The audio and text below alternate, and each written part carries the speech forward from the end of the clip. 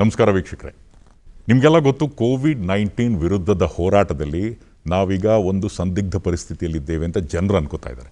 ಆದರೆ ನಿರಂತರವಾಗಿ ಕಳೆದ ಹಲವು ತಿಂಗಳಿಂದಲೂ ಸಹ ಕರ್ನಾಟಕ ಸರ್ಕಾರ 24/7 ಪ್ರತಿಯೊಂದು ಕ್ಷಣದಲ್ಲೂ ಸಹ ಜನರ ಒಳಿತಿಗಾಗಿ ಕಾರ್ಯವನ್ನು ನಿರ್ವಹಿಸ್ತಾ ಇದೆ.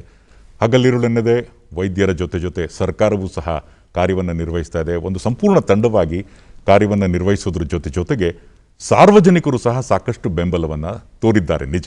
ಆದರೆ ಕೋವಿಡ್-19 ವಿರುದ್ಧದ ನಮ್ಮ ಹೋರಾಟ ಇನ್ನೂ ಮುಗಿದಿಲ್ಲ. ಒಂದು ಪರಿಸ್ಥಿತಿಯಲ್ಲಿದೆ. ಈ ಪರಿಸ್ಥಿತಿಯಿಂದ ನಾವು ಹೊರಬರಬೇಕಾದ್ರೆ ಮುಂದಿನ ದಿನಗಳಲ್ಲಿ ಯಾವ ರೀತಿ ಕ್ರಮಗಳನ್ನು ತೆಗೆದುಕೊಳ್ಬೇಕು, ಹಿಂದೆ ಆದಂತಹ ಪರಿಣಾಮಗಳನ್ನು ನೋಡಿ ಕಲಿತು ಕರ್ನಾಟಕ ಸರ್ಕಾರ ಹಾಗೂ ಸಂಬಂಧಪಟ್ಟಂತಹ ಎಲ್ಲ ಸ್ಟೇಕ್ ಹೋಲ್ಡರ್ಸ್ ಯಾವ ರೀತಿ ಕೆಲಸಗಳನ್ನು ಮಾಡಬೇಕು, ಈ ರೀತಿ ಹಲವು ವಿಚಾರಗಳನ್ನು ಚರ್ಚೆ ಮಾಡೋದಕ್ಕೆ ಈ ದಿನ ಕರ್ನಾಟಕ ಸರ್ಕಾರದ ಪ್ರತಿಷ್ಠಿತ 3 ಜನ ಮಹನೀಯರು ಇಲ್ಲಿ ಆಗಮಿಸಿದ್ದಾರೆ.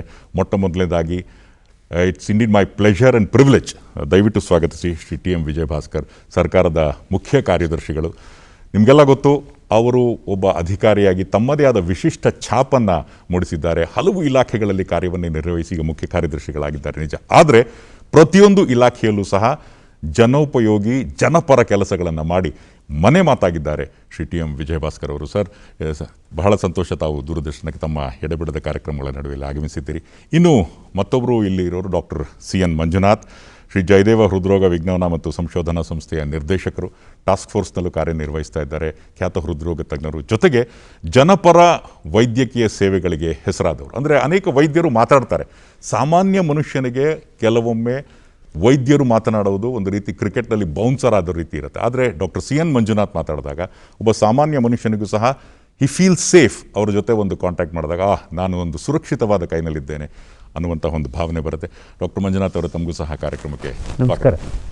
ಇದು ಡಾಕ್ಟರ್ ವಿ ರವಿ, ಇವರು senior professor and head department of virology, NIMHANS. Of air ಅವ್ರ ಜೊತೆ ಮಾತಾಡ್ತಾ ಇದ್ದೆ, ವಿ ರವಿ ಅಂದರೆ ನಾನು ವಿಕ್ಟ್ರಿ ರವಿ ಅಂತ. ಅವ್ರು ಹೇಳಿದ್ರು ವಿ ರವಿ ಅಂದರೆ I would like to be called as virus Ravi, ಯಾಕಂದರೆ ಅವ್ರು ದಿನ ವೈರಸ್ ಜೊತೆನೇ ಕೆಲಸ ಮಾಡ್ತಾರೆ. ಆಮೇಲೆ ಅವರು ಸೂಚ್ಯವಾಗಿ ಒಂದು ಹೇಳಿದ್ರು, it's easy to handle virus than human beings ಅಂತ. ಸೊ ತಮಗೂ ಸಹ ಕಾರ್ಯಕ್ರಮಕ್ಕೆ ಸ್ವಾಗತ. ನಿರಂತರವಾಗಿ ಕಾರ್ಯವನ್ನು ನಿರ್ವಹಿಸ್ತಾರೆ, ತಾವು ಸಹ ಟಾಸ್ಕ್ ಫೋರ್ಸ್ನಲ್ಲಿ ತೊಡಗಿಸ್ಕೊಂಡಿದ್ದೀರಿ. ಸರ್, ನನ್ನ ಮೊದಲ ಪ್ರಶ್ನೆ ಶ್ರೀ ವಿಜಯ ಭಾಸ್ಕರ್ ಅವರಿಗೆ, ಈಗ ಆರಂಭದ ದಿನಗಳಲ್ಲಿ ಅಂದರೆ ಕರ್ನಾಟಕ ಸರ್ಕಾರ ಉಳಿದೆಲ್ಲ ಸರ್ಕಾರಗಳಿಗೆ ಹೋಲಿಸಿದರೆ ಮುಂಚೂಣಿಯಲ್ಲಿತ್ತು ಕ್ರಮಗಳನ್ನು ತೆಗೆದುಕೊಂಡಂತಹ ನಿಟ್ಟಿನಲ್ಲಿ. ಆ ಲಾಕ್ಡೌನ್ ವಿಚಾರ ಇರ್ಬೋದು, ಭಾರತ ಸರ್ಕಾರಕ್ಕಿಂತ ಮುಂಚೆನೇ ಆ ರೀತಿಯಾದಂಥ ಒಂದು ಥಿಂಕಿಂಗ್ ಕರ್ನಾಟಕ ಸರ್ಕಾರದಲ್ಲಿತ್ತು. ಈ ಹಿನ್ನೆಲೆಯಲ್ಲಿ ಆರಂಭದ ದಿನಗಳಲ್ಲಿ ಯಾವ ರೀತಿಯಾದಂತಹ ಕ್ರಮಗಳನ್ನು ಸರ್ಕಾರ ಯೋಚಿಸಿತ್ತು ಹಾಗೂ ಕೈಗೊಳ್ತು? ಫೆಬ್ರವರಿ ತಿಂಗಳಲ್ಲೇ ಇದರ ಬಗ್ಗೆ ಬೇರೆ ಬೇರೆ ದೇಶಗಳಿಂದ ವರದಿಗಳು ಬರೋಕ್ಕೆ ಶುರು ಮಾಡಿದಾಗಲೇ, ಇದು ನಮ್ಮ ಮಾರ್ಚ್ ಮೊದಲನೇ ವಾರದಲ್ಲಿ ಮೊದಲನೇ ಪ್ರಕರಣಗಳು ಶುರುವಾಯಿತು ದೇಶದಲ್ಲಿ. ಆವಾಗ ಎಲ್ಲ ಜಿಲ್ಲಾಧಿಕಾರಿಗಳಿಗೆ ಒಂದೊಂದು ಸೂಚನೆಯನ್ನು ಕೊಟ್ಟೆವು. ಏನಂದರೆ, ಇದು ಬರೀ ಆರೋಗ್ಯ ಇಲಾಖೆಯ ಕೆಲಸ ಅಂತ ನಾವು ಯಾರೂ ಭಾವಿಸಬಾರ್ದು. ಯಾಕೆಂದರೆ ಇದು ಮಹಾಮಾರಿ ಅಂದರೆ ಎಲ್ಲ ಇಲಾಖೆಗಳು ಒಟ್ಟಾಗಿ ಇದನ್ನು ನಾವು ಸೇರಿಕೊಂಡು ಎದುರಿಸ್ಬೇಕಾಗ್ತದೆ. ಮತ್ತು ಇದು ಯಾವ ರೀತಿ ಚುನಾವಣೆಗಳಲ್ಲಿ ಎಲ್ಲ ಇಲಾಖೆಗಳು ಆ ಥರ ಮಾಡಬೇಕನ್ನೋ ಒಂದು ಮೊದಲನೇ ಸಂದೇಶ ಕೊಟ್ಟೆ. ಆಮೇಲೆ ತಜ್ಞರು, ಮಾನ್ಯ ಮುಖ್ಯಮಂತ್ರಿಗಳು ಅವರ ಅಧ್ಯಕ್ಷತೆಯಲ್ಲಿ ಎಲ್ಲ ತಜ್ಞರ ಒಂದು ಸಭೆ ನಡೀತು. ಆ ಸಭೆಯಲ್ಲಿ ಎಲ್ಲ ವೈದ್ಯಕೀಯ ತಜ್ಞರು, ಡಾಕ್ಟರ್ ಮಂಜುನಾಥ್ ಅವರಿದ್ದರು, ಡಾಕ್ಟರ್ ರವಿ ಅವರಿದ್ದರು. ಅವರು ಪ್ರಾರಂಭದಲ್ಲೇ ಈ ರೀತಿ ಏನೇನು ಕ್ರಮಗಳು ಜರುಗಿಸ್ಬೇಕಂತ ಒಂದು ಸಲಹೆಗಳನ್ನು ಕೊಟ್ಟರು. ಆ ಸಲಹೆಗಳ ಅನುಸಾರವಾಗಿ ಮೊಟ್ಟ ಮೊದಲನೇದಾಗ ತಾವು ಹೇಳಿದಾಗೆ ನನಗೆ ಮಾರ್ಚ್ 13ಕ್ಕೆ ನಾವು ಮೊದಲು ಸಿನಿಮಾ ಥಿಯೇಟ್ರ್ಗಳು ಮತ್ತು ಶಾಲೆಗಳು, ಈ ಏರ್ ಕಂಡೀಷನ್ ಮಾಲ್ ಇವೆಲ್ಲ ಮುಚ್ಚಲಿಕ್ಕೆ ಆದೇಶವನ್ನು ಸುಮಾರು 9 ಜಿಲ್ಲೆಗಳಲ್ಲಿ ಆದೇಶ ಹೊರಡಿಸಿದ್ವಿ.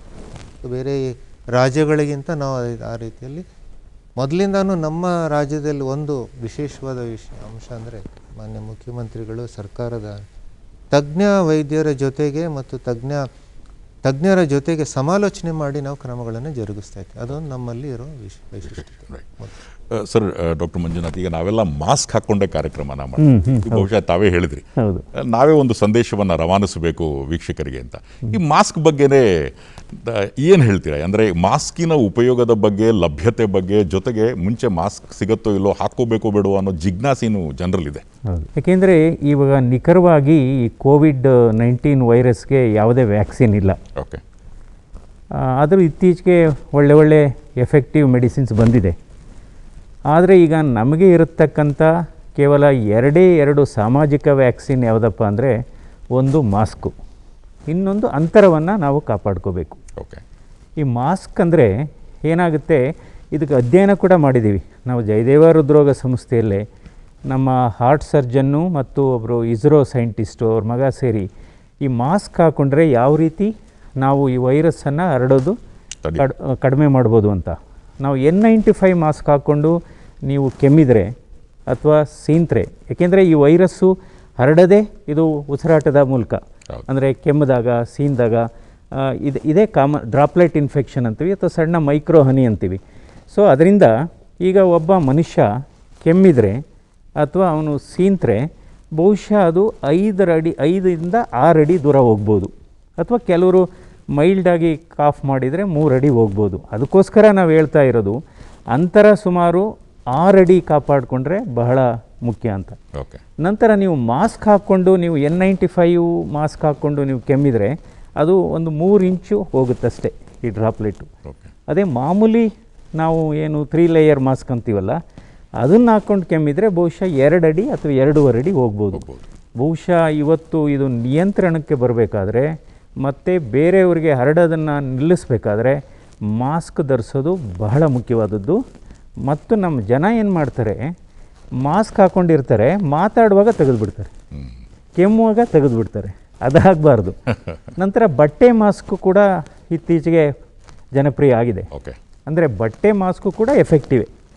ಅಂದರೆ ನಾವು ಅದನ್ನು ಪ್ರತಿದಿನ ಅದನ್ನು ಕ್ಲೀನ್ ಮಾಡಬೇಕು, ಐರನ್ ಮಾಡಬೇಕು, ಹಾಕ್ಕೊಂಡು ಪುನಃ ಧರಿಸ್ಬೋದು. ಅಂದರೆ ಎಷ್ಟು ಗಂಟೆಗಳ ಕಾಲ ಇಟ್ಕೋಬೋದು? ಅಂದರೆ ಅದು ವೆಟ್ಟಾಗಬಾರ್ದು ಅಷ್ಟೇ. ಯಾವುದೇ ಮಾಸ್ಕ್ ಧರಿಸಿದಾಗ ಅದು ವೆಟ್ಟಾಗಿಬಿಟ್ರೆ ಏನಾಗುತ್ತೆ, ಅದು ಬೇರೆಯವ್ರಿಗೆ ಇನ್ಫೆಕ್ಟ್ ಮಾಡುತ್ತೆ. ಸೊ ಅದರಿಂದ ಇವತ್ತು ಈಗ ಈ ಕೋವಿಡ್-19 ಆಗಲೇ ಬಂದು 7 ತಿಂಗಳಾಗಿದೆ.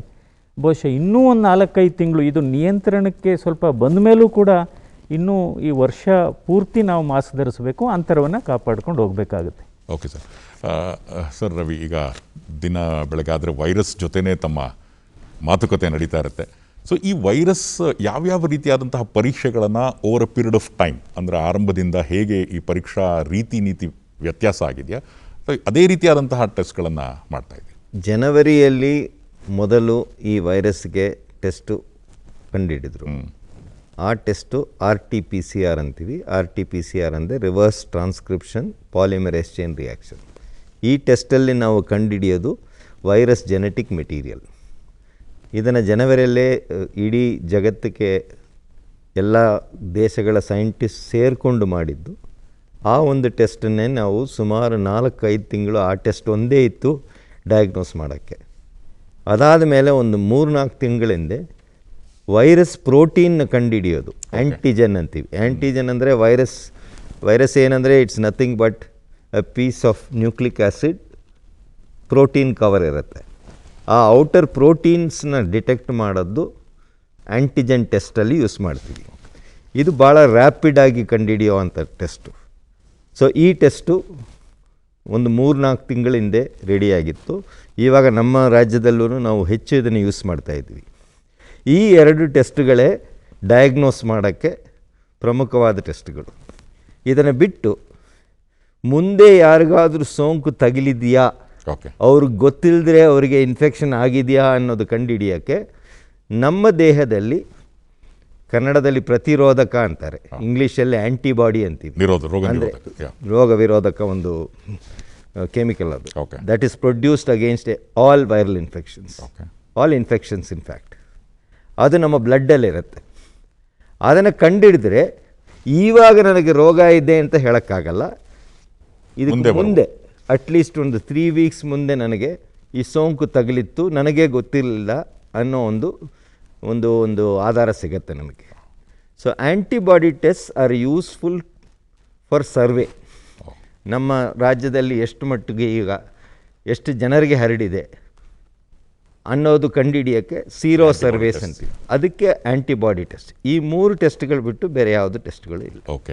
ಆ್ಯಕ್ಚುಲಿ ಇದು ಮಾರ್ಚ್ ತಿಂಗಳಲ್ಲಿ ನಮ್ಮ ರಾಜ್ಯದಲ್ಲಿ 8ರಿಂದ 10 ಈ ಟೆಸ್ಟಿಂಗ್ ಲ್ಯಾಬ್ಸ್ ಇತ್ತು. ಇವತ್ತು ನಮ್ಮ ಮುಖ್ಯ ಕಾರ್ಯದರ್ಶಿಯವರ ಅಧ್ಯಕ್ಷತೆಯಲ್ಲಿ ಹಲವಾರು ಟಾಸ್ಕ್ ಫೋರ್ಸ್ ಮೀಟಿಂಗು ಮತ್ತು ಎಲ್ಲ ಸಚಿವರು, ಅದಕ್ಕೆ ಸಂಬಂಧಪಟ್ಟ ಸಚಿವರು, ಆರೋಗ್ಯ ಸಚಿವರು, ವೈದ್ಯಕೀಯ ಶಿಕ್ಷಣ ಸಚಿವರು, ಸ್ವತಃ ಮುಖ್ಯಮಂತ್ರಿಗಳೇ ಹಲವಾರು ಸರಿ ಸಭೆ ತೆಗೆದುಕೊಂಡು ಇವತ್ತು ಕರ್ನಾಟಕದಲ್ಲಿ 128 ಟೆಸ್ಟಿಂಗ್ ಲ್ಯಾಬ್ ಇದೆ. ಪ್ರತಿ ಜಿಲ್ಲೆಯಲ್ಲೂ ಇದೆ. ಒಂದೊಂದು ಬೆಂಗಳೂರಲ್ಲಂತೂ ಮೋರ್ ದೆನ್ 40 ಲ್ಯಾಬ್ಸ್ ಇದೆ. ಸೊ ಅದಕ್ಕೆ ಯಾವುದೂ ಕೊರತೆ ಇಲ್ಲ. ಆಮೇಲೆ ಈ ಕಾಸ್ಟ್ ಆಫ್ ಟೆಸ್ಟಿಂಗ್ ಆಲ್ಸೋ ಕಡಿಮೆ ಆಗಿದೆ. ಇವಾಗ ಇವನ್ನು ಪ್ರೈವೇಟ್ ಲ್ಯಾಬ್ಸಲ್ಲೂ ಇದರದ್ದು ಮೊದಲು 4,500 ಇತ್ತು, ಈಗ 2,500ಕ್ಕೆ ಬಂದಿದೆ. ಜನರು ಈಗ ನಾವು ವಿ ಆರ್ ಅನ್ಲಾಕ್ 1.0, 2.0, 3.0, 4.0 ಎಲ್ಲ ಬಂತು ಅಂದರೆ ಹೋಗ್ತಾ ಹೋಗ್ತಾ ಇವಾಗ ಟೋಟಲ್ ಅನ್ಲಾಕ್ ಆಗ್ತಾ ಇದೆ.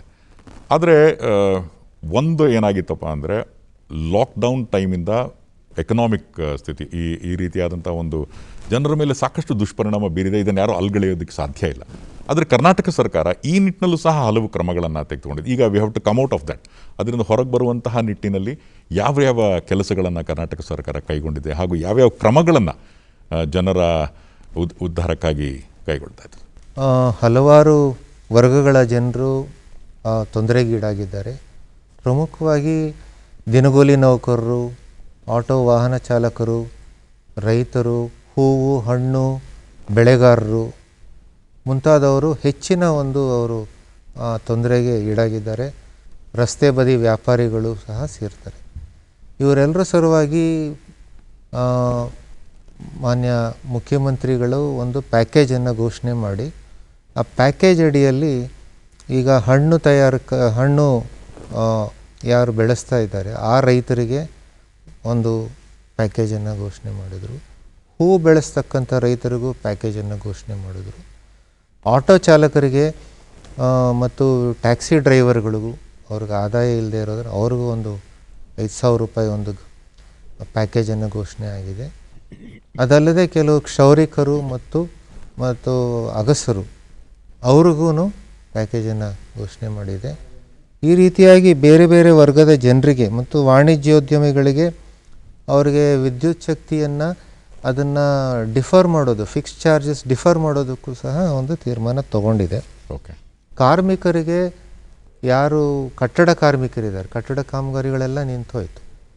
ಅವರು ಸುಮಾರು 16 ಲಕ್ಷ ಕಟ್ಟಡ ಕಾರ್ಮಿಕರಿಗೆ ಒಬ್ಬೊಬ್ರಿಗೆ 5,000 ರೂಪಾಯಿ ಅಂತೆ ಅವರಿಗೆಲ್ಲ ಕೊಡಲಾಗಿದೆ.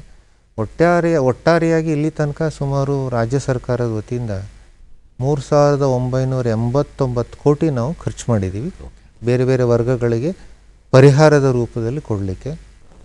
ಇದಲ್ಲದೆ ಕೇಂದ್ರ ಸರ್ಕಾರ ಸಹ ಸುಮಾರು 980 ಕೋಟಿ ಎಲ್ಲ ರೈತರಿಗೆ ಒಬ್ಬೊಬ್ಬರಿಗೆ ಖಾತೆಗೆ 2,000 ರೂಪಾಯಿ ಮತ್ತು ಮಹಿಳೆಯರ ಜನ್ಧನ್ ಖಾತೆಗಳಿಗೂ 1,500 ರೂಪಾಯಿ ಅಂತ ಕೊಟ್ಟು ಮಾಡಿದೆ. ಇದು ಸಾಕಾಗಲ್ಲ ಅನ್ನೋದು ಸರ್ಕಾರದ ಒಂದು ಗಮನದಲ್ಲಿದೆ. ಬಟ್ ಈಗ ಆರ್ಥಿಕ ಪರಿಸ್ಥಿತಿ ಹೇಗಿದೆ ಅಂದರೆ ಸರ್ಕಾರಕ್ಕೂ ಆದಾಯ ಇಲ್ದಂಗಿದೆ. ಡಾಕ್ಟರ್ ಮಂಜುನಾಥ್, ಇವಾಗ ತಾವು ಮಾಸ್ಕ್ಗಳ ಮಹತ್ವದ ಬಗ್ಗೆ ಎಲ್ಲ ತಿಳಿಸಿದ್ರಿ. ಆದರೆ ಈಗ ಹೋಗ್ತಾ ಹೋಗ್ತಾ ಆಸ್ಪತ್ರೆಗೆ ಹೋಗುವ ಜನರ ಸಂಖ್ಯೆ ಕಡಿಮೆ ಆಗ್ತಾ ಇದೆ. ಅಂದರೆ ಎಲ್ಲ ಮನೆಗಳಿಗೆ ಹೋಗ್ತಾ ಇದ್ದಾರೆ. ಆದರೆ ಈ ಭಾರತ ದೇಶದಲ್ಲಿ ಮನೆಗಳಲ್ಲಿ ಎಲ್ರಿಗೂ ದೊಡ್ಡ ಮನೆ ಇರೋದಿಲ್ಲ. ಒಂದು ಮನೆಯಲ್ಲಿ 1 ರೂಮ್ ಇರುತ್ತೆ, 2 ರೂಮ್ ಇರುತ್ತೆ. ಇಂತಹ ಸಂದರ್ಭದಲ್ಲಿ ಹೋಮ್ ಐಸೋಲೇಷನ್ ಬಗ್ಗೆ ನಾವು ಮಾತಾಡ್ತೀವಿ. ಯಾರಿಗಾರ ಇನ್ಫೆಕ್ಷನ್ ಆದರೆ ಈ ನಿಟ್ಟಿನಲ್ಲಿ ಹೋಮ್ ಐಸೋಲೇಷನ್ಗೂ ಬಗ್ಗೆಯೂ ಸಹ ಸಾಕಷ್ಟು ಕನ್ಫ್ಯೂಷನ್ ಇದೆ ಜನರಲ್ಲಿ. ಸುಮಾರು 3 ವಾರದಿಂದ ನಮ್ಮ ರಾಜ್ಯ ಸರ್ಕಾರ ಆದೇಶ ಮಾಡಿದೆ ಹೋಮ್ ಐಸೋಲೇಷನ್ ಮಾಡ್ಬೋದು ಅಂತ. ಈ ಹೋಮ್ ಐಸೋಲೇಷನ್ ಯಾರಿಗೆ ಸಿಮ್ಟಮ್ಸು ತುಂಬ ಕಡಿಮೆ, ರೋಗ ಲಕ್ಷಣ ಕಡಿಮೆ ಇದ್ದಂಥವ್ರಿಗೆ, ತುಂಬ ಕಡಿಮೆ ಇದ್ದವ್ರಿಗೆ ಅಥವಾ ಮೈಲ್ಡ್ ಸಿಮ್ಟಮ್ಸ್ ಇದ್ದವ್ರಿಗೆ, ಮತ್ತು ಮನೆಯಲ್ಲಿ ಅವರಿಗೆ ಒಂದು ಪ್ರತ್ಯೇಕ ಕೊಠಡಿ ಇದ್ದರೆ ಅಥವಾ ಅದಕ್ಕೆ ಒಂದು ಶೌಚಾಲಯ ಪ್ರತ್ಯೇಕವಾಗಿದ್ದರೆ, ಸ್ವಲ್ಪ ಮನೆ ದೊಡ್ಡದಾಗಿದ್ದರೆ ಮತ್ತು ಮೈಲ್ಡ್ ಸಿಮ್ಟಮ್ಸ್ ಇದ್ದರೆ ಅಂಥವ್ರು ಇರ್ಬೋದು. ಬಟ್ ಅದ್ರ ಜೊತೆಗೆ ಅಲ್ಲಿ ಅವರು ಕೂಡ ಒಂದು ಪ್ಯಾರಾಮೀಟರ್ಸ್ನ ಕೆಲವು ಮಾನಿಟ್ರ್ ಮಾಡ್ಕೋಬೇಕಾಗುತ್ತೆ. ಅಂದರೆ ರಕ್ತದಲ್ಲಿ ಆಕ್ಸಿಜನ್ ಕಂಟೆಂಟ್ ಎಷ್ಟಿರುತ್ತೆ ಮತ್ತು ಪಲ್ಸ್ ರೇಟ್ ಎಷ್ಟಿರುತ್ತೆ. ಏಕೆಂದರೆ ಎಷ್ಟೋ ಜನ ಹೋಮ್ ಐಸೋಲೇಷನ್ನಲ್ಲಿ ಮೈಲ್ಡ್ ಇದ್ದವರು ಸಿವಿಯರು ಆಗ್ಬೋದು. ಸೊ ಅಂಥ ಸಂದರ್ಭದಲ್ಲಿ ಅವರು ಆಸ್ಪತ್ರೆಗೆ ಬರಬೇಕಾಗುತ್ತೆ. ಅದರಲ್ಲೂ ಸ್ವಲ್ಪ ವಯಸ್ಸಾದವರು, 60 ಅಥವಾ 65 ವರ್ಷ ಮೇಲ್ಪಟ್ಟವರು, ಅವರಿಗೆ ಏನಾದರೂ ಸಕ್ಕರೆ ಕಾಯಿಲೆ ಅಥವಾ ಹೃದಯದ ಕಾಯಿಲೆ ಅಥವಾ ಲಂಗ್ಸ್ ಸಮಸ್ಯೆ ಇದ್ದಂಥವರು ಅಥವಾ ಕ್ಯಾನ್ಸರು ಟ್ರೀಟ್ಮೆಂಟ್ ತಗೋತಾ ಇದ್ದಂಥವ್ರು ಅಥವಾ ಡಯಾಲಿಸಿಸ್ ಮಾಡಿಸ್ಕೋತಾ ಇದ್ದಂಥವ್ರು. ಆದರೆ ಕೆಲವು ಟೆಸ್ಟ್ಗಳನ್ನು ಮಾಡಿಸ್ಕೊಂಡು ಹೋಮ್ ಐಸೋಲೇಷನ್ಗೆ ಹೋಗಬೇಕು. ಅಂದರೆ ಒಂದು ಎಕ್ಸ್ರೇ ಮಾಡಿಸ್ಕೋಬೇಕು, ಕೆಲವು ರಕ್ತ ಪರೀಕ್ಷೆ ಮಾಡಿಸ್ಕೊಂಡು ಅದೆಲ್ಲ ಸರಿ ಇದೆ ಅಂದರೆ ಮಾತ್ರ ಹೋಮ್ ಐಸೋಲೇಷನ್ಗೆ ಹೋಗಬೇಕು. ಅಥವಾ ಕೆಲವರು ಹೋಮ್ ಐಸೋಲೇಷನ್ ಇದ್ದವರು ಸಿಮ್ಟಮ್ಸ್ ಜಾಸ್ತಿ ಆದರೆ ಇಮ್ಮಿಡಿಯೇಟಾಗಿ ವೈದ್ಯರನ್ನು ಸಂಪರ್ಕಿಸ್ಬೋದು. ಸಹಾಯವಾಣಿ ಕೂಡ ಇದೆ, ಅದ್ರ ಮೂಲಕ ಇದು ಮಾಡ್ಬೋದು. ಹೋಮ್ ಐಸೋಲೇಷನ್ ಹೇಳಿದ ತಕ್ಷಣ ಸಂಪೂರ್ಣವಾಗಿ ಮನೇಲೇ ಇರಬೇಕು ಅಂತಲ್ಲ, ಸಿಮ್ಟಮ್ಸ್ ಏರುಪೇರಾದರೆ ಅವರು ಆಸ್ಪತ್ರೆಗೂ ಬರೋ ಸಾಧ್ಯತೆ ಇರುತ್ತೆ. Right sir. ಇನ್ನು ಡಾಕ್ಟರ್ ರವಿ ಅವರು, ಈಗ ಡಾಕ್ಟರ್ ಮಂಜುನಾಥ್ ಹೇಳಿದ್ರು ಸಾಕಷ್ಟು ಲ್ಯಾಬ್ಸ್ಗಳಿದ್ದಾವೆ, ಆದರೆ ಟೆಸ್ಟಿಂಗ್ ಮಾಡುವ ಮುನ್ನ ಯಾವ್ಯಾವ ರೀತಿಯಾದಂತಹ ಒಂದು ಮುನ್ನೆಚ್ಚರಿಕಾ ಕ್ರಮಗಳನ್ನು ತಾವು ತಗೋತೀವಿ? ನೋಡಿ, ಟೆಸ್ಟಿಂಗ್ ಅನ್ನೋದು it's a 3 stage process. Okay. First ಅದಕ್ಕೆ ಸ್ಪೆಸಿಮೆನ್ ಕಲೆಕ್ಟ್ ಮಾಡಬೇಕು. ಅದು ಕಲೆಕ್ಟ್ ಮಾಡಬೇಕಾದ್ರೆ ಆ ಪೇಷಂಟ್ ಡೀಟೇಲ್ಸ್ನೆಲ್ಲ ನಾವು ಒಂದು ಆ್ಯಪ್ ಇದೆ, RT-PCR ಆ್ಯಪ್ ಅಂತ. ಅದು ಕೇಂದ್ರ ಸರ್ಕಾರ ಮಾಡಿಕೊಟ್ಟಿತ್ತು, ಅದನ್ನೇ ಯೂಸ್ ಮಾಡ್ತಾಯಿದ್ವಿ. ಮೊಬೈಲ್ ಫೋನಲ್ಲೂ ಅದನ್ನು ಡೌನ್ಲೋಡ್ ಮಾಡಿಕೊಂಡು ಪೇಷಂಟ್ ಡೀಟೇಲ್ಸ್ ಎಲ್ಲ ಅದನ್ನಲ್ಲಿ ಕಲೆಕ್ಟ್ ಮಾಡಬೇಕು. ಕಲೆಕ್ಟ್ ಮಾಡಿ ಸಬ್ಮಿಟ್ ಮಾಡಿದ್ರೆ ಆ ಪೇಷಂಟಿಗೆ ಒಂದು OTP ಬರುತ್ತೆ. ಓಕೆ. ಇದು ಯಾಕೆ ಮಾಡಿದ್ದಾರೆ ಅಂದರೆ, ಇದಕ್ಕೆ ಮುಂಚೆ ಈ ಜನರು ಹೆದರ್ಕೊಂಡು ನಮ್ಮನ್ನೆಲ್ಲೋ ಕರ್ಕೊಂಡು ಹೋಗ್ಬಿಡ್ತಾರೆ ಅನ್ನೋದಕ್ಕೆ ರಾಂಗ್ ಮೊಬೈಲ್ ನಂಬರ್ಸ್ ಕೊಡ್ತಾಯಿದ್ರು. ಅದರಿಂದ ಈ ಒಂದು ಮಾಡಿಫಿಕೇಷನ್ ಬಂದಿದೆ. ಆ ಪೇಷಂಟು ಫೋನಿಗೆ ಒಂದು OTP ಬರುತ್ತೆ. ಆ OTP ಎಂಟರ್ ಮಾಡಿದ ಮೇಲೆ ಅವರು ರಿಜಿಸ್ಟರ್ ಆಗ್ತಾರೆ. ಅವರಿಗೆ ಒಂದು 13 ಡಿಜಿಟ್ ಯುನೀಕ್ ID ಬರುತ್ತೆ, specimen request form, SRF ID ಅಂತೀವಿ. ಅದನ್ನಿಟ್ಕೊಂಡೇ ನಾವು ಮುಂದೆ ಎಲ್ಲ ಟ್ರ್ಯಾಕಿಂಗ್ ಮಾಡೋದು. ಇದು first process. Next specimen collect ಮಾಡೋದು. ಮೂಗಿಂದ ಗಂಟ್ಲಿಂದ ಸ್ವಾಬ್ ಹಾಕಿ ಅದನ್ನು ಕಲೆಕ್ಟ್ ಮಾಡ್ತಾರೆ, both for antigen and RT-PCR. ಆ ಸ್ಪೆಸಿಮೆನನ್ನು ರ್ಯಾಪಿಡ್ ಆ್ಯಂಟಿಜನ್ ಟೆಸ್ಟ್ ಆದರೆ ಅಲ್ಲೇ ಫೀಲ್ಡಲ್ಲೇ ಮಾಡ್ಬೋದು. RT-PCR ಆದರೆ ಅದನ್ನು ಲ್ಯಾಬ್ಗೆ ಟ್ರಾನ್ಸ್ಪೋರ್ಟ್ ಮಾಡಬೇಕು. ಈಗಾಗಲೇ ನಮ್ಮ ಮುಖ್ಯ ಕಾರ್ಯದರ್ಶಿಗಳು ನೇತೃತ್ವದಲ್ಲಿ ಫುಲ್ ಮ್ಯಾಪಿಂಗ್ ಮಾಡಿದ್ದೀವಿ ನಾವು. This mapping was dynamic. ಮೊದಲು ಲ್ಯಾಬ್ಸ್ ಕಮ್ಮಿ ಇತ್ತು, ಜಿಲ್ಲೆಗಳಿಂದ ಬೆಂಗಳೂರು ಬರ್ತಾಯಿತ್ತು. ಇವಾಗ ಎಲ್ಲ ಜಿಲ್ಲೆಗಳಲ್ಲಿ ಲ್ಯಾಬ್ ಇದೆ. ಓಕೆ. ಬೆಂಗಳೂರೇ ಒಂದು ದೊಡ್ಡ ಮಹಾನಗರ. ಇಲ್ಲಿನೂ ಝೋನ್ಸಲ್ಲಿ ನಾವು ಮ್ಯಾಪ್ ಮಾಡಿ ಆ ಲ್ಯಾಬ್ಗೆ ಕಳಿಸ್ತೀವಿ. ಅಲ್ಲಿ ಟೆಸ್ಟಿಂಗ್ ಮಾಡಿದ ಮೇಲೆ ಈ ರಿಸಲ್ಟ್ಗಳೆಲ್ಲ ICMR ಅವರು ಒಂದು ಪೋರ್ಟಲ್ ಮಾಡಿದ್ದಾರೆ, ಅದರಲ್ಲಿ ಎಂಟ್ರಿ ಮಾಡ್ತೀವಿ. ಅದರಲ್ಲಿ ಎಂಟ್ರಿ ಮಾಡಿದ್ರೆ ಆ ರಿಸಲ್ಟ್ ಆ್ಯಕ್ಸಸ್ಸು ಸ್ಟೇಟ್ ಅಥಾರಿಟೀಸ್ಗೆಲ್ಲರೂ ಸಿಗುತ್ತೆ. ಆವಾಗ ಆ ರಿಪೋರ್ಟು ಪೇಷಂಟಿಗೆ ಕೊಡ್ತೀವಿ. So this is the whole process of test. ಮೊದಲು ಈ ಟೆಸ್ಟ್ ರಿಸಲ್ಟ್ ಬರೋದ್ರಲ್ಲೂ ಡಿಲೇ ಆಗ್ತಿತ್ತು. ಈಗ ನಾವು ಆದಷ್ಟು ಮಟ್ಟಿಗೆ 24 ಗಂಟೆ ಒಳಗೆ ಕೊಡಲಿಕ್ಕೆ ಪ್ರಯತ್ನ ಪಡ್ತೀವಿ. ಹೆಚ್ಚಂದರೆ 48 ಗಂಟೆ ಒಳಗಡೆ ಎಲ್ರಿಗೂ ಟೆಸ್ಟ್ ರಿಸಲ್ಟ್ ಬರೋ ವ್ಯವಸ್ಥೆ ಮಾಡಲಾಗಿದೆ.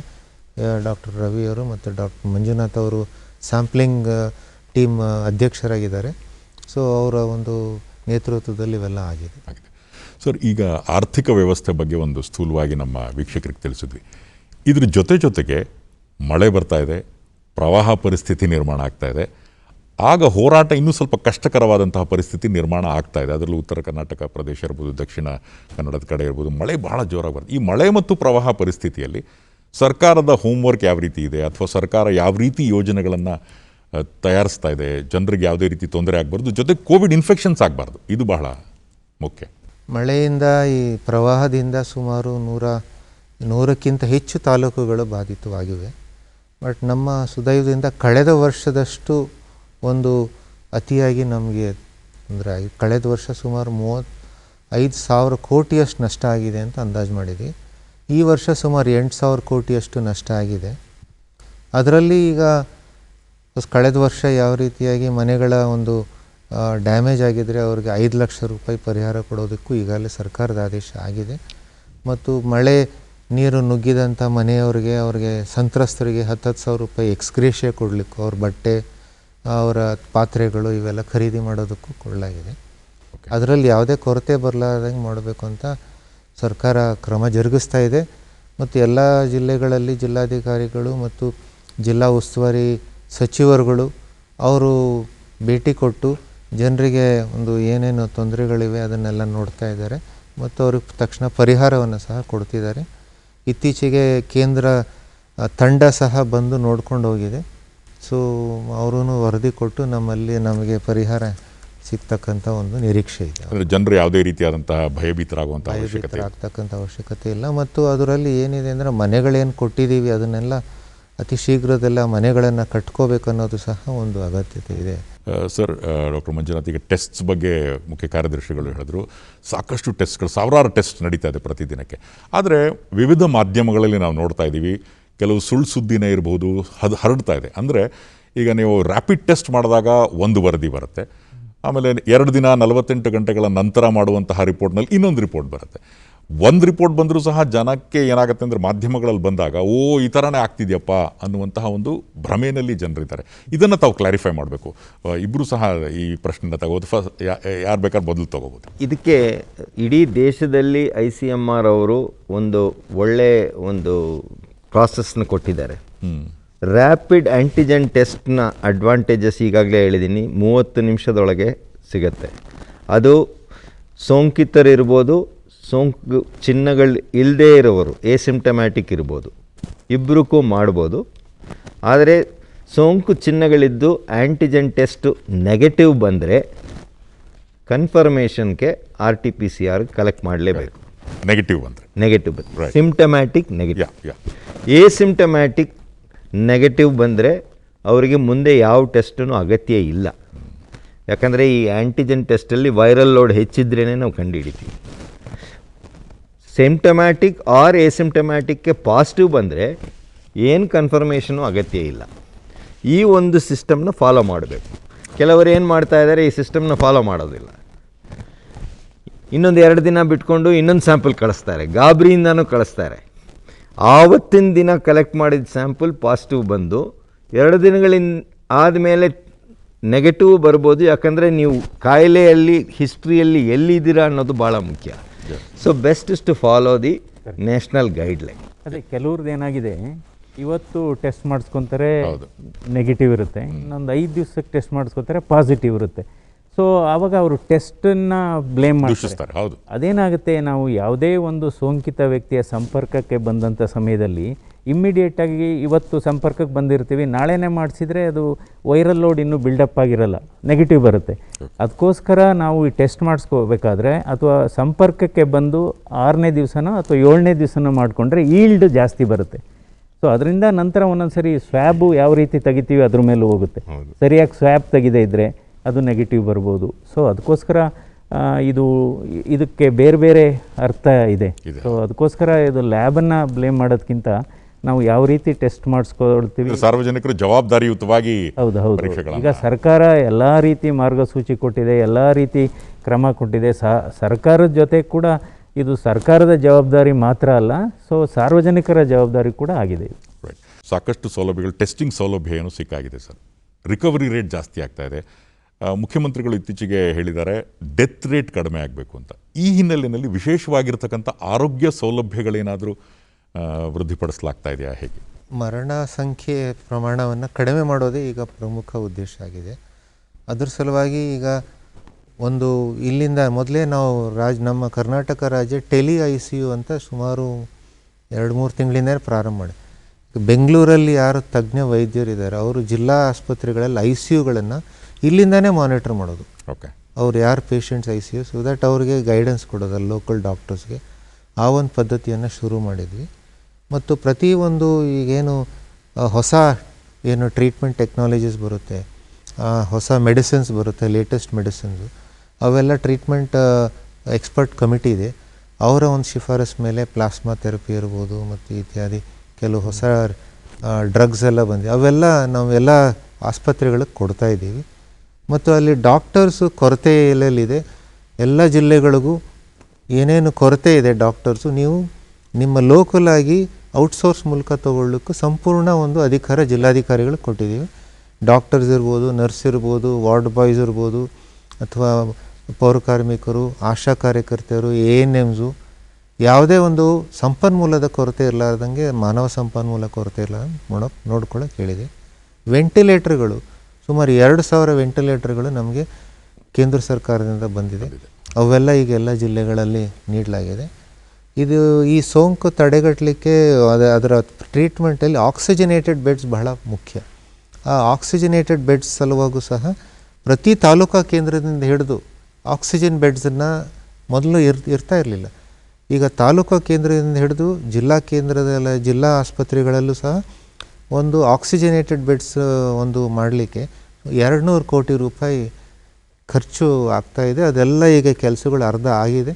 ಸೊ ಇದರಿಂದ ಬೆಡ್ಸ್ ಇದು ಒಂದು as a long term measure ಇದು ಬಹಳಷ್ಟು ನಮ್ಮ ಆರೋಗ್ಯ ಒಂದು ಸೇವೆಗಳಿಗೆ ಒಂದು ಬಹಳಷ್ಟು ಒಳ್ಳೆ ಪರಿಣಾಮ ಬೀರುತ್ತೆ ಮುಂದಿನ ದಿನಗಳಲ್ಲಿ. ರೈಟ್. ಸರ್ ಹೇಳಿದ ಆಕ್ಸಿಜನೇಟೆಡ್, ಈಗ ಅದ್ರ ಬಗ್ಗೆ ಸಾಕಷ್ಟು ಮಾಹಿತಿ ಇಲ್ಲ. ಈಗ ಎಲ್ಲ ಕಡೆ ಮಾಲ್ಸ್ಗೆ ಹೋಗ್ತೀರಾ, ಎಲ್ಲಿ ಹೋಗ್ತೀರಾ, ಅವ್ರೇನು ಮಾಡ್ತಾರೆ, ಹಣೆಗಿಡೋದು ಅದು ತಪ್ಪು, ಈಗ ಇಲ್ಲಿಗೆ ಇಡಬೇಕು, ಅಲ್ಲಿ ರೇಸ್ ಹೋಗುತ್ತೆ, ಈ ರೀತಿಯಾದಂಥ ಒಂದು ಅವೇರ್ನೆಸ್ ಕ್ರಿಯೇಟ್ ಆಗ್ತಾಯಿದೆ. ಆದರೆ ಈ ಆಕ್ಸಿಜನೇಟೆಡ್ ಆಗಲಿ ಆ ಟೆಸ್ಟ್ಗಳ ಬಗ್ಗೆ ಜನಕ್ಕಿನ್ನೂ ಮಾಹಿತಿ ಇಲ್ಲ. ಅಂದರೆ ಸಾಮಾನ್ಯ ಜನತೆ ಇದನ್ನು ಯಾಕೆ ಮಾಲ್ಗಳಲ್ಲಿ ಅಳವಡಿಸ್ತಾ ಇಲ್ಲ? Only temperature test and sanitiser use ಮಾಡಿ ವಾಶ್ ಮಾಡಬೇಕು. ಇಲ್ಲ, ಇವಾಗ ಕೆಲವು ಕಡೆ ಎಲ್ಲ ಈಗ ಒಂದು ಟೆಂಪ್ರೇಚರ್ ನೋಡೋಂಥದ್ದು, ಇನ್ಫೆಕ್ಷನ್ ಇದ್ದವ್ರಿಗೆ ಎಲ್ಲರಿಗೂ ಜ್ವರ ಇರಬೇಕಂತೇನಿಲ್ಲ. ಕೆಲವ್ರಿಗೆ ಕೋವಿಡ್ ಟೆಸ್ಟ್ ಪಾಸಿಟಿವ್ ಇರುತ್ತೆ, ಜ್ವರನೇ ಇರೋದಿಲ್ಲ.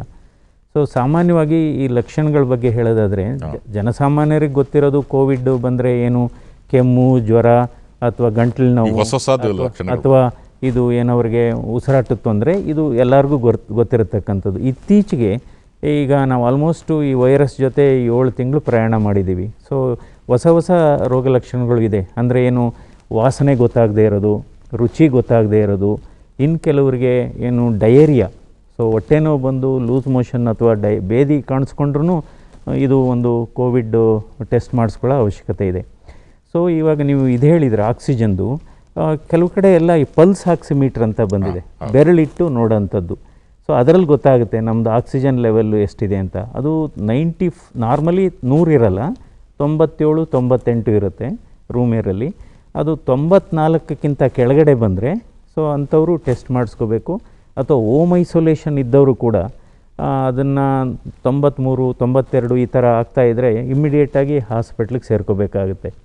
ಬಟ್ ಒಂದು ಇದರಲ್ಲಿ ಮುನ್ನೆಚ್ಚರಿಕೆ ಅಂದರೆ, ಈ ಪಲ್ಸ್ ಆಕ್ಸಿಮೀಟ್ರಲ್ಲಿ ಸ್ಟ್ಯಾಂಡರ್ಡ್ ಆಗಿರೋದು ಒಳ್ಳೆ ಕ್ವಾಲಿಟಿ ತೊಗೋಬೇಕು. ಅದರಲ್ಲೂ ಕೂಡ ಫೇಕ್ ಇದೆ. ಸೊ ಎಷ್ಟೋ ಜನ ಈ ಫೇಕ್ ನೋಡಿ ಅದು ಗಾಬರಿಗೊಡಿಸ್ಬಿಡುತ್ತೆ. ಎಲ್ಲರಿಗೂ ಚೆನ್ನಾಗಿದ್ದವ್ರಿಗೂ 88 ತೋರಿಸ್ಬಿಡುತ್ತೆ, 89 ತೋರಿಸ್ಬಿಡುತ್ತೆ. ಅದೊಂದು ಹುಷಾರಾಗಿರಬೇಕು.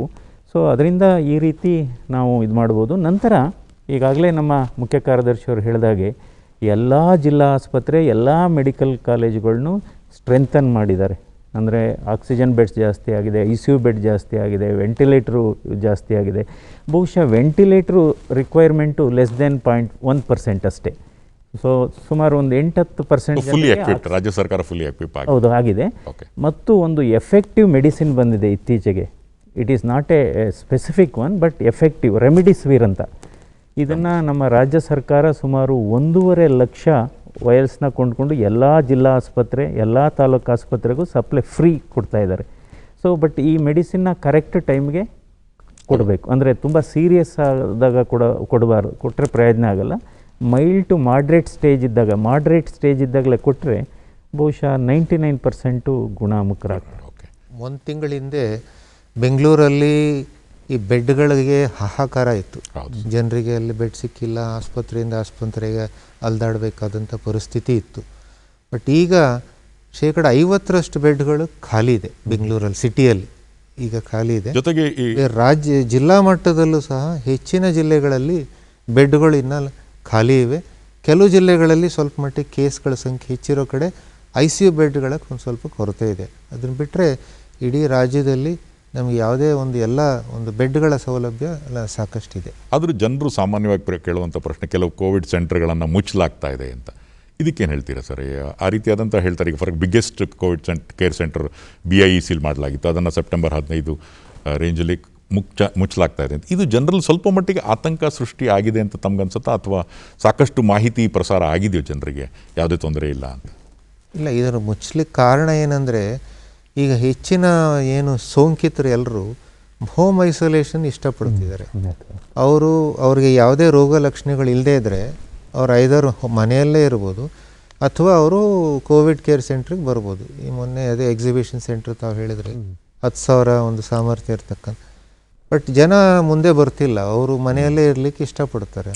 ಮತ್ತು ಆದ್ದರಿಂದ ಸೋಂಕಿನ ಸಂಖ್ಯೆನೂ ಅದು ಅಷ್ಟೇನು ನಾವು ಇದು ಫ್ಲ್ಯಾಟ್ ಆಗಿದೆ. ಈಗ ಇತ್ತೀಚಿನ ದಿನಗಳಲ್ಲಿ ಫ್ಲ್ಯಾಟ್ ಆಗಿದೆ. ಆದ್ದರಿಂದ ಅಲ್ಲಿ ಖಾಲಿ ಇರೋದರಿಂದ ಅದನ್ನು ಮುಚ್ಚಲಾಗಿದೆ. ಬಟ್ ಅಗತ್ಯತೆ ಇದ್ದಲ್ಲಿ ತಕ್ಷಣ ನಾವು ಪ್ರಾರಂಭ ಮಾಡಲಿಕ್ಕೆ ಅವಕಾಶ ಇದೆ. ಸರ್ ರವಿ ಅವರೇ, ಈಗ ಸಾಕಷ್ಟು ಟೆಸ್ಟಿಂಗ್ ಬಗ್ಗೆ ನಾವು ಮಾತಾಡಿದ್ವಿ. ಮುಂದಿನ ದಿನಗಳಲ್ಲಿ ಯಾವ ರೀತಿಯಾದಂತಹ ಒಂದು ಈ ಪರೀಕ್ಷೆಗಳನ್ನು ನಾವು ನಡೆಸಬೇಕು, ವೈರಸ್ ನಿಟ್ಟಿನಲ್ಲಿ ಯಾವ ರೀತಿ ಸಾರ್ವಜನಿಕರು ಜಾಗೃತರಾಗಬೇಕು ಅಂತ ನಿಮ್ಗೆ ಅನ್ಸುತ್ತೆ? ನಾವು ಮೊದಲಿಂದನೇ ಸರ್ಕಾರದಿಂದ ನಾವು ಒಂದು ಮುಖ್ಯವಾದ ಒಂದು ವಿಷಯ ಹೇಳ್ತಾ ಇದ್ದೀವಿ. ಕಾಯಿಲೆಗಳ ಚಿಹ್ನೆಗಳು ಇರೋವರು ಸಣ್ಣ ಪುಟ್ಟ ಲಕ್ಷಣಗಳು ಕಂಡುಕೊಂಡು ಬಂದರೆ ತಕ್ಷಣ ಟೆಸ್ಟ್ ಮಾಡಿಸ್ಕೋಬೇಕು. ಯಾಕೆ ಇದನ್ನು ಹೇಳ್ತಾ ಇದ್ದೀವಿ ಅಂದರೆ, ಕಾಯಿಲೆಗಳ ಚಿಹ್ನೆಗಳು ಇರೋರಿಂದ ಹರಡೋ ಸಾಧ್ಯತೆ ಭಾಳ ಹೆಚ್ಚು. ಇದನ್ನು ನಾವು ಕರ್ನಾಟಕ ರಾಜ್ಯದಲ್ಲೇ ನಾವು ಡೀಟೇಲ್ಡ್ ಅನಾಲಿಸಿಸ್ ಮಾಡಿದ್ದೀವಿ. ಕಾಯಿಲೆಗಳ ಚಿಹ್ನೆಗಳು ಇಲ್ಲದೇ ಇರೋರು ಎಸಿಂಪ್ಟಮ್ಯಾಟಿಕ್ ಅವರಿಂದಾನು ಹರಡುತ್ತೆ, ಆದರೆ ಆ ಪ್ರಾಮುಖ್ಯತೆ ಭಾಳ ಕಮ್ಮಿ. ನಾವು ಮಾಡಿರೋ ಸ್ಟ್ಯಾಟಿಸ್ಟಿಕ್ಸ್ ಪ್ರಕಾರ ಕಾಯಿಲೆಗಳ ಚಿಹ್ನೆಗಳಿರೋರು symptomatic can transmit on an average up to 17 people. Okay. ಅದೇ ಸಿಂಪ್ಟಮ್ಯಾಟಿಕ್ ಇದ್ದರೆ it can go only to 3 people. So the epidemic is sustained and maintained by symptomatic people.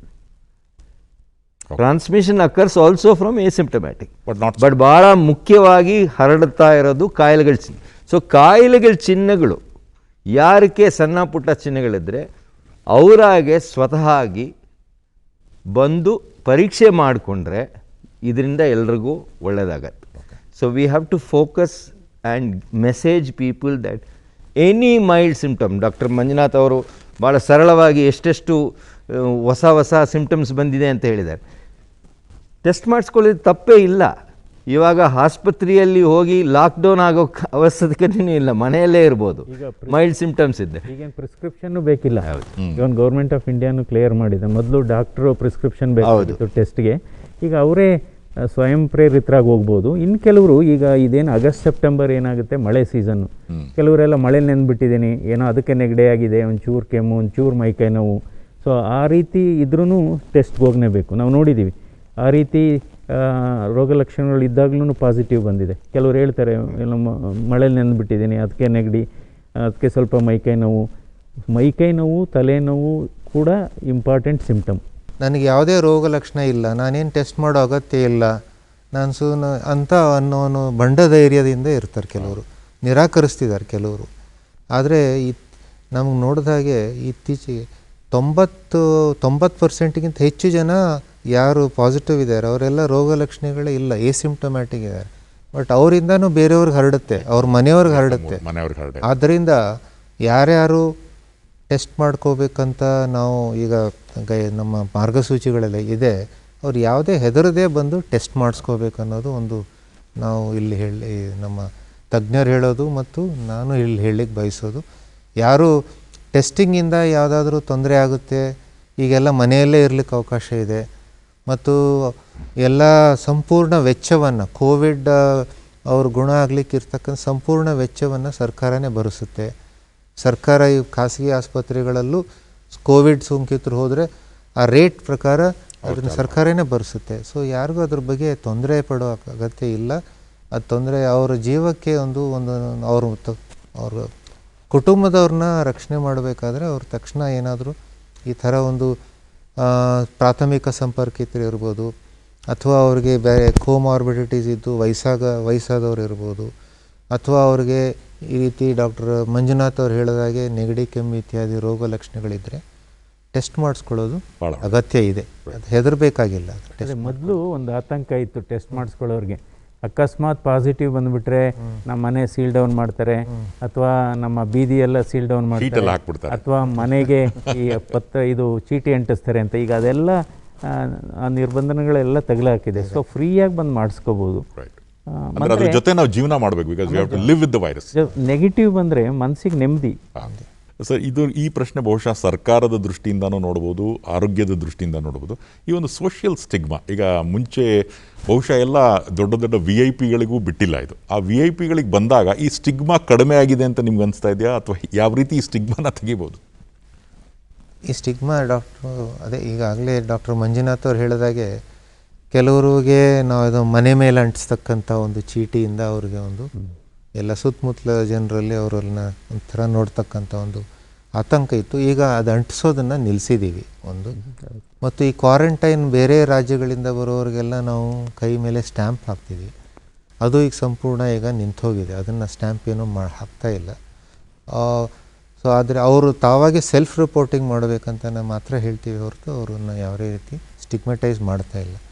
ಆದ್ದರಿಂದ ನನಗನ್ನಿಸ್ತಾ ಇದೆ ಈಗ ಜನ ಇದ್ರ ಬಗ್ಗೆ ಇದನ್ನು ನೋಡಿ ಅವರಲ್ಲಿ ಇನ್ನೂ ಹೆಚ್ಚು ವಿಶ್ವಾಸ ಬರ್ತಾ ಇದೆ. ಬಟ್ ಅದನ್ನು it should not become complacency. Right. ಅಂದರೆ ಆಯ್ತಪ್ಪ ನನಗೇನು ಆಗೋದಿಲ್ಲ ಅನ್ನೋ ಒಂದು ಮಟ್ಟಕ್ಕೆ ಬರಬಾರ್ದು.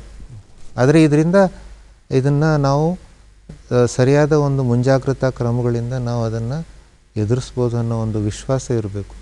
ಬಟ್ ಅದೇ ರೀತಿಯಾಗಿ ಬಂಡ ಧೈರ್ಯ ಇರಬಾರ್ದು. ಡಾಕ್ಟರ್ ಮಂಜು, ಅದೇ ಈ ಸ್ಟಿಗ್ಮಾ ಬಗ್ಗೆ ಕಂಟಿನ್ಯೂ ಮಾಡೋದಾದ್ರೆ ಸಾಮಾನ್ಯ ಕುಟುಂಬಗಳಲ್ಲೂ ಸಹ ಜಗಳಗಳು ಶುರುವಾಗಿದೆ. ಒಬ್ಬ ವೈದ್ಯರಾಗಿ ತಾವೇನು ಹೇಳೋದಕ್ಕೆ ಇಷ್ಟಪಡ್ತೀರಾ? ಯಾಕಂದರೆ ಸಾರ್ವಜನಿಕವಾಗಿ ಸಾಮಾನ್ಯವಾಗಿ ಒಂದು ಭಯ ಇದ್ದೇ ಇರುತ್ತೆ. ಸರ್ ಹೇಳಿದರೆ ಸರ್ಕಾರದ ಕಡೆಯಿಂದ ಸಾಕಷ್ಟು ಕ್ರಮಗಳನ್ನು ತೆಗೆದುಕೊಳ್ಳೋದು ಇದಲ್ಲದೆ ಇನ್ನೇನು ವೈದ್ಯಕೀಯ ದೃಷ್ಟಿಯಿಂದ ಏನು? ಅಲ್ಲ, ಈಗ ಏನಾಗಿದೆ, ಈ ವೈರಸ್ಸು ಮೂವ್ ಆಗಲ್ಲ. ಸೊ ಜನಗಳೇ ಮೂವ್ ಮಾಡಬೇಕು. ಆಮೇಲೆ ಈ ವೈರಸ್ಸು ಇದೇನು ಕಳಂಕ ಏನಲ್ಲ, ಇದು ಅದೇನು ಯಾರೋ ಪಾಪ ಮಾಡಿದ್ದಾರೆ ಅದಕ್ಕೆ ಬಂದಿದೆ ಅನ್ನೋ ಭಾವನೆ ಹೋಗಬೇಕು ಜನರಿಗೆ. ಆಮೇಲೆ ಈಗ ಯಾರಾದರೂ ಒಂದು ಮನೆಯಲ್ಲಿ ಇದು ಪಾಸಿಟಿವ್ ಬಂದಿದ್ದರೆ ಅವ್ರ ಪಕ್ಕದ ಮನೆಯವ್ರಿಗಾಗಲಿ, ಮುಂದಿನ ಮನೆಯವ್ರಿಗಾಗಲಿ, ಹಿಂದಿನ ಮನೆಯವ್ರಿಗಾಗಲಿ ಇದು ಹರಡೋದಿಲ್ಲ. ಅವರು ಒಳಗಡೆನೇ ಇದ್ದು ಮಾಸ್ಕ್ ಹಾಕ್ಕೊಂಡ್ರೆ ಹರಡೋದಿಲ್ಲ.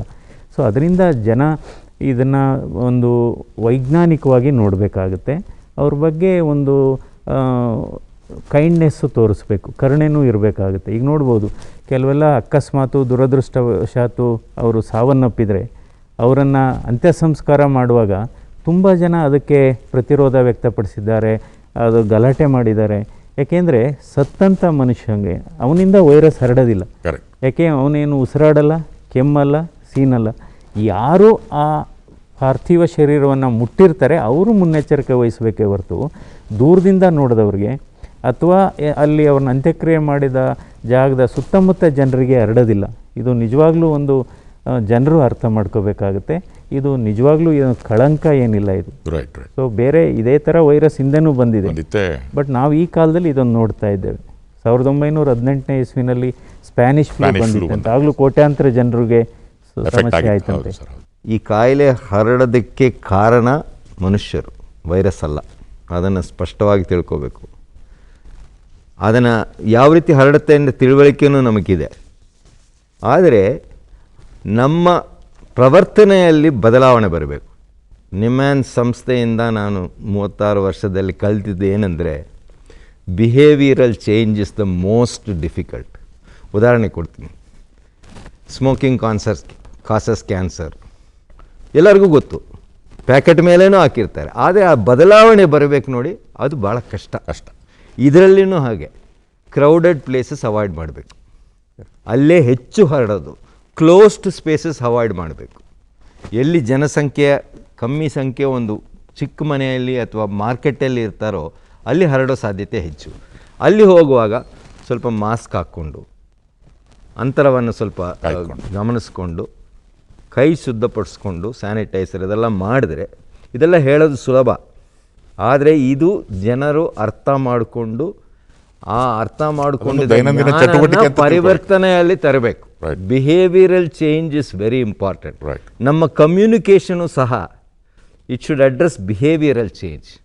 ನಾವು ಗಾಬರಿ ಬರೀ ಇಡೀ ದಿನ ಇಷ್ಟು ಜನ ಸತ್ತೋದ್ರು, ಇದು ಥರ ಮಾಡಿದ್ರು, ಅದನ್ನು ಮೀಡಿಯಾ ಕಡೆಯಿಂದನೂ ನಾವು ಜವಾಬ್ದಾರಿಯಿಂದ ಆ ಒಂದು ಕರೆಕ್ಟ್ ಮೆಸೇಜಸ್ ಕೊಡಬೇಕು. 3 ತಿಂಗಳಿಂದ ಈ ಮಾಸ್ಕ್ ಹಾಕ್ಕೊಂಡ್ರೆ ಮಾತಾಡೋಕ್ಕೆ ಹೋದರೆ ಉಪ್ಸ ಬಂದಂಗೆ ಆಗೋದು. ಈಗ we have been used to that. So ಇದೇ ಬದಲಾವಣೆ. ಈಗ ನಾವೆಲ್ಲ ಆಲ್ಮೋಸ್ಟ್ 45 ಮಿನಿಟ್ಸಿಂದ ಮಾತಾಡ್ತಾ ಇದ್ದೀವಿ, ಚೆನ್ನಾಗೇ ಮಾತಾಡ್ತಾ ಇದ್ದೀವಿ, ಉಸಿರಾಟದ ತೊಂದರೆ ಏನಿಲ್ಲ. ಸೊ ಅದರಿಂದ ಬದಲಾವಣೆ. ಬಟ್ ಇನ್ನು ಕೆಲವರು ಹೇಳ್ತಾರೆ ಸರ್, ಈ ಥರ ಮಾಸ್ಕ್ ಒಂದು ಅರ್ಧ ಗಂಟೆ ಹಾಕೊಂಡಾಗ ಒಳಗಡೆ ಕಾರ್ಬನ್ ಡೈಆಕ್ಸೈಡ್ ನಾವು ಬಿಡ್ತಾ ಇರ್ತೀವಿ, ಮತ್ತೆ ಕಾರ್ಬನ್ ಡೈಆಕ್ಸೈಡನ್ನೇ ಇನ್ಹೇಲ್ ಮಾಡ್ತೀವಿ ಅಂತ, ಆ ರೀತಿ ಏನಾರ? ಇಲ್ಲ ರೈಟ್ ಸರ್. ಇನ್ನು ಭಾರತ ದೇಶ ಮಾಧ್ಯಮದಲ್ಲಿ ರಾಂಗ್ ಆಗಿ ಪ್ರೊಜೆಕ್ಟ್ ಆಗ್ತಾ ಇರ್ಬೋದು. ಯಾಕೆಂದರೆ ಭಾರತ ದೇಶ 3ನೇ ಸ್ಥಾನಕ್ಕೆ ಬಂತು, ಆ ಸ್ಥಾನಕ್ಕೆ ಬಂತು, ಈ ಸ್ಥಾನಕ್ಕೆ ಬಂತು ಅಂತ. ಈಗ 2ನೇ ಸ್ಥಾನದಲ್ಲಿದೆ. ನಮ್ಮ ಜನಸಂಖ್ಯೆನೂ ಅದೇ ರೀತಿ ಇದೆ. So I think it has to be compared with relative to the population. ಈ ಹಿನ್ನೆಲೆಯಲ್ಲಿ ಸಂಖ್ಯೆಗಳು ಜಾಸ್ತಿ ಆಗಿದೆ. ನ್ಯೂಜಿಲೆಂಡಲ್ಲಿ ಇಲ್ಲ ಅಂತ ಹೇಳ್ತಾರೆ ಸರ್. ನಾವು ಭಾರತದ, ಅದರಲ್ಲಿ ವಿಶೇಷವಾಗಿ ಕರ್ನಾಟಕ, ಯುರೋಪ್ನ ದೇಶಗಳಷ್ಟೇ ದೊಡ್ಡದಾಗಿದೆ. ಈ ಹಿನ್ನೆಲೆಯಲ್ಲಿ ಮುಂದಿನ ದಿನಗಳಲ್ಲಿ ಯಾವ ರೀತಿ ಇದ್ರ ಬಗ್ಗೆ ಏನು ಆತಂಕ ಬೇಡವಾ? ಜನರಿಗೆ ಏನು ಸಂದೇಶ ಹೇಳೋದಕ್ಕೆ ಇಷ್ಟಪಡ್ತೀವಿ? ಈ ಒಂದು ಸೋಂಕಿನ ಜೊತೆಗೆ ನಾವು ಜೀವನ ಮಾಡಲಿಕ್ಕೆ ಕಲ್ತ್ಕೋಬೇಕಾಗಿದೆ. ರೈಟ್. ಆದ್ದರಿಂದ ಕಲ್ತ್ಕೊಳ್ಳೋದು ಹೇಗೆ ಅಂದರೆ, ಈ ರೀತಿ ಈ ಮುಂಜಾಗ್ರತಾ ಕ್ರಮಗಳನ್ನು ಒಂದು ಕಡ್ಡಾಯವಾಗಿ ಎಲ್ಲೆಲ್ಲಿ ಮಾಸ್ಕ್ ಹಾಕ್ಕೋಬೇಕು ಆ ಮಾಸ್ಕನ್ನು ತಪ್ಪದೇ ಹಾಕ್ಕೊಳ್ಳೋದು. 2ನೇದು ಸಾಮಾಜಿಕ ಅಂತರವನ್ನು ಕಾಯ್ದುಕೊಳ್ಳೋದು. ಮೂರನೇದು ಈ ಕ್ಲೋಸ್ಡ್ ಸ್ಪೇಸಸ್, ಈಗ ಒಂದು ರೂಮಲ್ಲಿ ಬಹಳಷ್ಟು ಜನ ಸೇರ್ಕೊಳ್ಳೋದು, ಅದನ್ನು ನಾವು ಅವಾಯ್ಡ್ ಮಾಡಿ. ತಪ್ಪಿಸ್ಬೇಕು. ಇದನ್ನು ಈ ಕೆಲವು ಸರಳವಾದ ಕೆಲವು ಒಂದು ಮುಂಜಾಗ್ರತಾ ಕ್ರಮಗಳನ್ನು ನಾವು ಎಲ್ಲರೂ ಇನ್ನು ಪ್ರತಿನಿತ್ಯ ಅದನ್ನು ಪ್ರತಿ ಒಂದು ಅಂಶದಲ್ಲೂ ನಾವು ಅದನ್ನು ಪಾಲಿಸ್ತಾ ಇದ್ದರೆ ಅದೊಂದೇ ದಾರಿ ಇದೆ ಅಂತ ಈಗ ಸದ್ಯಕ್ಕೆ ಈ ವ್ಯಾಕ್ಸಿನ್ ಬರೋ ತನಕ ಅದೊಂದೇ ದಾರಿ. ವ್ಯಾಕ್ಸಿನ್ ಬಗ್ಗೆ ಡಾಕ್ಟರ್ ರವಿ ಅವರು, ಡಾಕ್ಟರ್ ಮಂಜುನಾಥ್ ಅವರು ವ್ಯಾಕ್ಸಿನ್ ಬಗ್ಗೆ ನಾನು ಆಮೇಲೆ ಬರ್ತೀನಿ. ಅದಕ್ಕಿಂತ ಮುಂಚೆ ಇಮ್ಯುನಿಟಿ, ಈಗ ವ್ಯಾಕ್ಸಿನ್ ಸರ್ ಹೇಳಿದ್ರು ವ್ಯಾಕ್ಸಿನ್ ಬರುತ್ತೆ, ಕರೆಕ್ಟ್. ಈಗ ಇಮ್ಯುನಿಟಿಯ ನಿಟ್ಟಿನಲ್ಲಿ ಏನು ಮಾಡಬೇಕು ಜನರು? ಅದೇ ಈಗ ಇಮ್ಯುನಿಟಿ ಅಂದರೆ ರೋಗ ನಿರೋಧಕ ಶಕ್ತಿಯನ್ನು ಹೇಗೆ ವೃದ್ಧಿಪಡಿಸಬೇಕು ಅಂದರೆ ಬಹುಶಃ ಒಳ್ಳೆಯ ಆಹಾರ ಅಂದರೆ ಹೆಚ್ಚು ಕಾಳುಗಳು ತಗೋಬೇಕಾಗುತ್ತೆ. ನಂತರ ಇದು ಫ್ರೂಟ್ಸು, ವೆಜಿಟೇಬಲ್ಸ್, ತರಕಾರಿ ಚೆನ್ನಾಗಿ ಸೇವಿಸಬೇಕು. ಹಾಗೆಯೇ ಒಂದು ಚೆನ್ನಾಗಿ ನಿದ್ರೆ ಮಾಡೋದು ಕೂಡ ಇಮ್ಯುನಿಟಿ ಬೂಸ್ಟರ್ ಅಂತ ಹೇಳ್ತಾರೆ. ವ್ಯಾಯಾಮ ಮಾಡಬೇಕು. ಇವಾಗ ಆಯಿತು ಇದೆಲ್ಲ ಕೋವಿಡ್-19 ಇದೆ, ಪಾರ್ಕ್ಗೆ ಹೋದರೆ ಸ್ವಲ್ಪ ಭಯ ಆಗುತ್ತೆ. ಸೊ ಮನೆಯಲ್ಲಿ ಯೋಗ ಮಾಡ್ಬೋದು, ಅಥವಾ ಒಂದು ನಮ್ಮದು ಉಸಿರಾಟದ್ದು ಪ್ರಾಣಾಯಾಮ, ಉಸಿರಾಟದ್ದು ಎಕ್ಸರ್ಸೈಸ್ ಮಾಡ್ಬೋದು. ಇವೆಲ್ಲ ಇಮ್ಯುನಿಟಿ ಬೂಸ್ಟರ್. ಬಟ್ ಆಹಾರ ಪದಾರ್ಥನ ಆಮೇಲೆ ಹೆಚ್ಚು ನೀರನ್ನು ತೆಗೆದುಕೋಬೇಕಾಗುತ್ತೆ. ಜ್ಯೂಸ್ ತಗೋಬೋದು, ಹಣ್ಣು ತಗೋಬೋದು, ಅಥವಾ ನಾನ್ ವೆಜಿಟೇರಿಯನ್ ತಗೊಳ್ಳೋರು ಚಿಕನ್ನು, ಫಿಶ್ಶು ತಗೋಬೋದು. ರೆಡ್ ಮೀಟ್ ಅವಾಯ್ಡ್ ಮಾಡೋದು ಬೆಟರು. ಸೊ ಕೆಲವೆಲ್ಲ ಇದು ಇಮ್ಯೂನ್ ಬೂಸ್ಟರ್ ಮೆಡಿಸಿನ್ಸು ಇದೆ. ಜಿಂಕ್ ಸಪ್ಲಿಮೆಂಟ್ ಕೊಡ್ತಾರೆ, ಅಥವಾ ವೈಟಮಿನ್ ಸಿ. ನಾವು ಫ್ರೂಟ್ ಜ್ಯೂಸ್ ಕುಡಿದ್ರೆ ವೈಟಮಿನ್ ಸಿನೇ ಬರುತ್ತೆ ಅದರಲ್ಲಿ. ಸೊ ಅಥವಾ ನಂತರ ಇವನ್ ವೈಟಮಿನ್ ಡಿ, ಈ ರೀತಿ immune booster. But most important personal ಹೈಜಿನ್ನು ಬಹಳ ಮುಖ್ಯ. ಅಂದರೆ ರವಿ ಅವರು, ಈಗ ಸಾಕಷ್ಟು ಮಾರುಕಟ್ಟೆಯಲ್ಲಿ ಬಂದಿದೆ ಆ ಔಷಧಿ ಅದು ತಗೋಬೇಕೋ ಬೇಡವೋ? ಇದು ಡಾಕ್ಟರ್ ಮಂಜುನಾಥ್ ಹೇಳಿದ್ದಂಗೆ there are some food items that are definitely known to improve our immune system. High protein diet, vitamins, minerals, fresh fruits, cooked vegetables, ಇದೆಲ್ಲ is good not only for COVID. ಯಾವುದೇ ಒಂದು ಕಾಯಿಲೆ ತಡೆಗಟ್ಟಕ್ಕೂ ಇವೆಲ್ಲ. ಇದನ್ನು ಬಿಟ್ಟು ಹಲವಾರು ಈ ಸಂದರ್ಭದಲ್ಲಿ ಇದು ಕೋವಿಡ್ ಬೂಸ್ಟರು, ಅದು ಕೋವಿಡ್ ಬೂಸ್ಟರು, ಇದರಲ್ಲಿ ಅದಿದೆ ಇದೆ. There are lot of claims. Any time when there is a situation, people will come with false claims.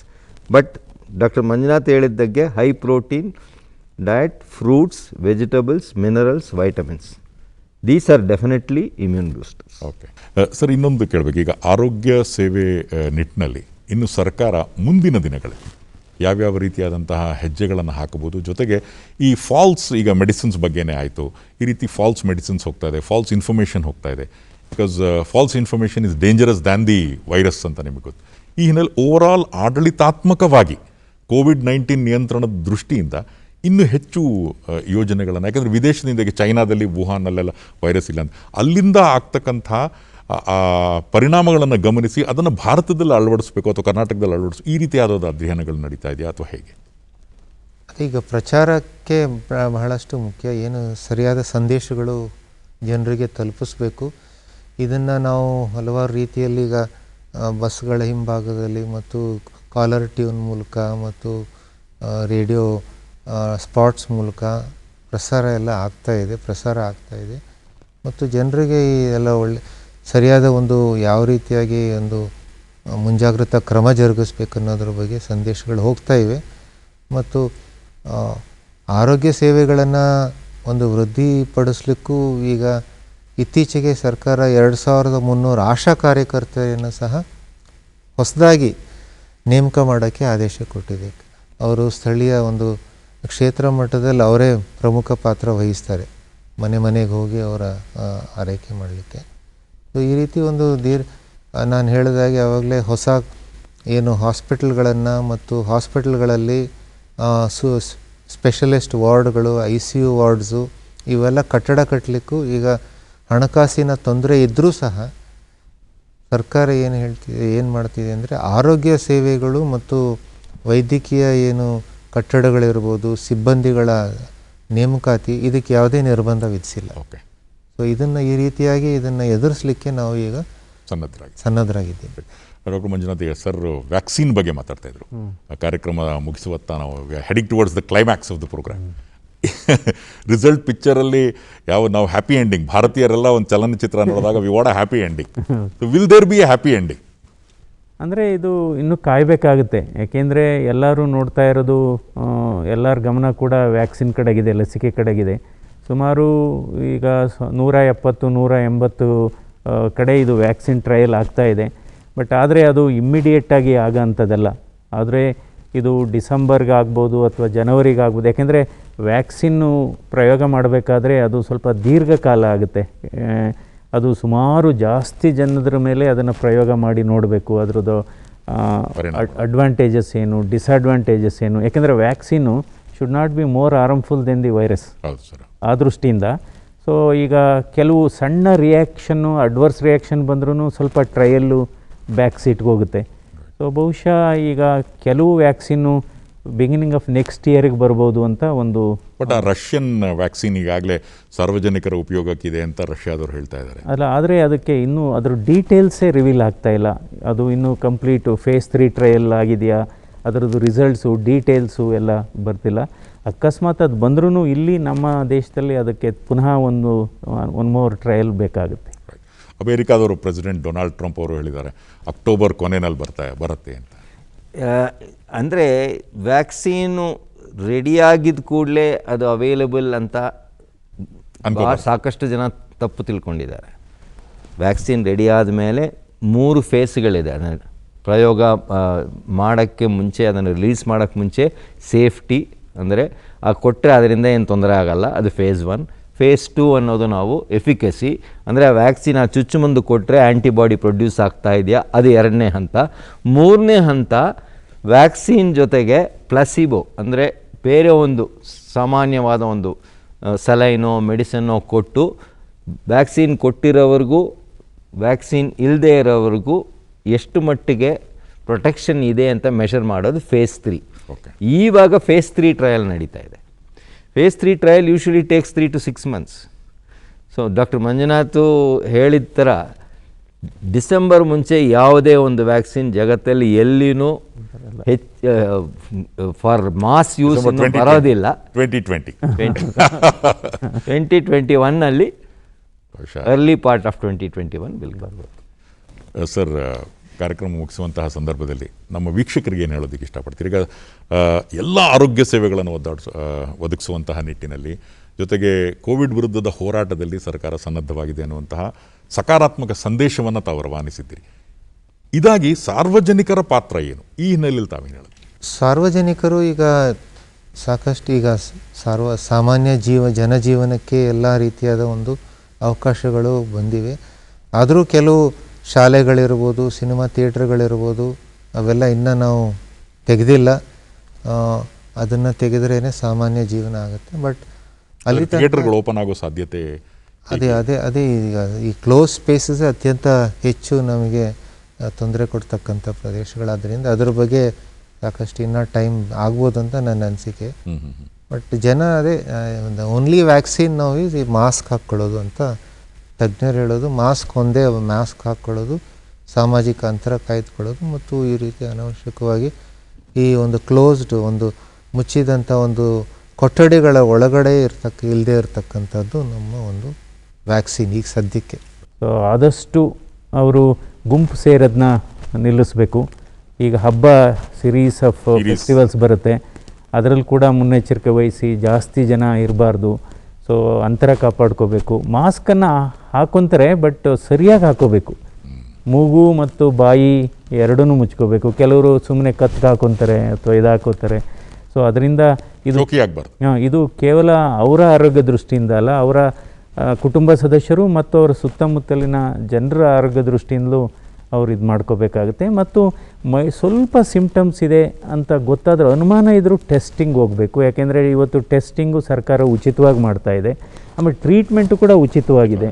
So ಅದನ್ನು ಉಪಯೋಗಿಸ್ಕೋಬೇಕು. ನಾನು ವೈರಸ್ ಅಡ್ವೊಕೇಟ್ ಇರೋದ್ರಿಂದ ಒಂದು ಸೀರಿಯಸ್ ಮೆಸೇಜ್ ಕೊಡೋಕ್ಕೆ ಇಷ್ಟಪಡ್ತೀನಿ. ಪ್ಲೀಸ್, ನಮ್ಮ ಸುರಕ್ಷಿತ ನಮ್ಮ ಜವಾಬ್ದಾರಿ.